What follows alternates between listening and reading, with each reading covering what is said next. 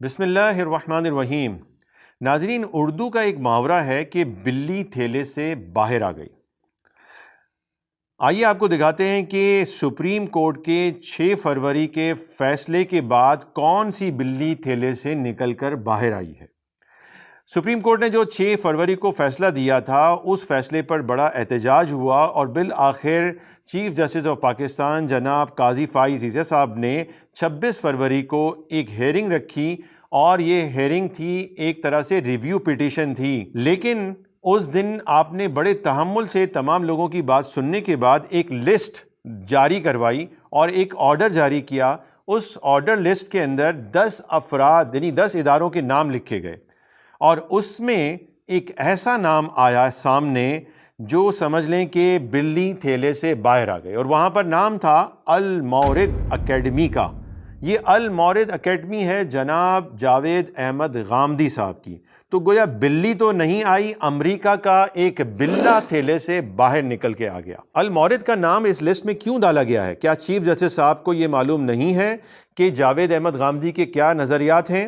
جاوید احمد غامدی پاکستان کے آئین ہی کو نہیں مانتے ہیں۔ آرٹیکل 2 یہ کہتا ہے کہ پاکستان کا اسٹیٹ کا مذہب ہے اسلام، اور جاوید احمد غامدی کہتے ہیں کہ اسٹیٹ کا کوئی مذہب ہی نہیں ہونا چاہیے۔ ذرا خود سنیں۔ ریاست کا کوئی مذہب نہیں ہونا چاہیے، ریاست کا کوئی مذہب نہیں ہونا چاہیے۔ اور دوسری چیز یہ کہ جاوید احمد غامدی صاحب اس بات کا بھی انکار کرتے ہیں کہ قادیانیوں کو اسٹیٹ کافر قرار دے ہی نہیں سکتی، اور وہ یہ کہہ رہے ہیں کہ دل تھام کر میری بات سن لیں۔ تو میں عرض کروں گا کہ چیف جسٹس صاحب بھی اگر انہیں یہ نہیں معلوم تھا تو دل تھام کر جاوید احمد غامدی کی یہ بات سن لیں۔ احمدی حضرات کے بارے میں آپ کی کیا رائے ہے؟ کیا وہ مسلمان ہیں؟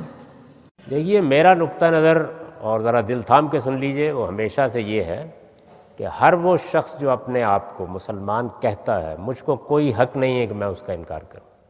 جی چیف جسٹس صاحب، آپ نے دل تھام کر یہ بات بھی سن لی، اب اگلی بات بھی سن لیں۔ وہ یہ کہتے ہیں کہ قادیانیوں کو کافر قرار دینا، یہ تو اسٹیٹ نے بڑا ظلم کیا ہے، اور آپ نے بھی آئین پر حلف اٹھایا ہے، تو آپ بھی اس ظلم میں برابر کے شریک ہوئے۔ ذرا ان کی بات سنیں، اس طرح تو آپ بھی ظالم قرار پائیں گے۔ جی، سوال ہے کہ 1984 میں ضیاء الحق صاحب نے ایک آرڈیننس پاس کیا تھا جس کی وجہ سے احمدیوں کے لیے اپنا مذہب پریکٹس کرنا ناممکن ہو گیا۔ ہمارے علماء میں سے سوائے آپ کے کسی نے اس کی تردید نہیں کی۔ ہمارے علماء نے ظلم کے خلاف بولنا کیوں بند کر دیا؟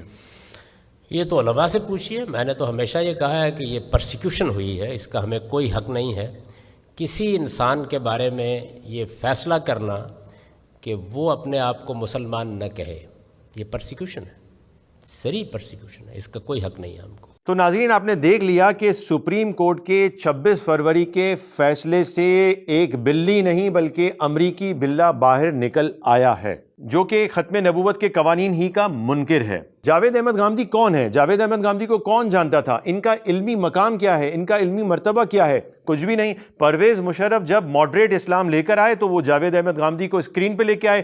تمام چینلز کے اندر ان کے پروگرام چلنا کوئی معمولی بات نہیں ہے، اس کے لیے بھاری فنڈنگ کی ضرورت ہوتی ہے، اور یہ بھاری فنڈنگ کون کرتا ہوگا آپ خود سمجھ سکتے ہیں۔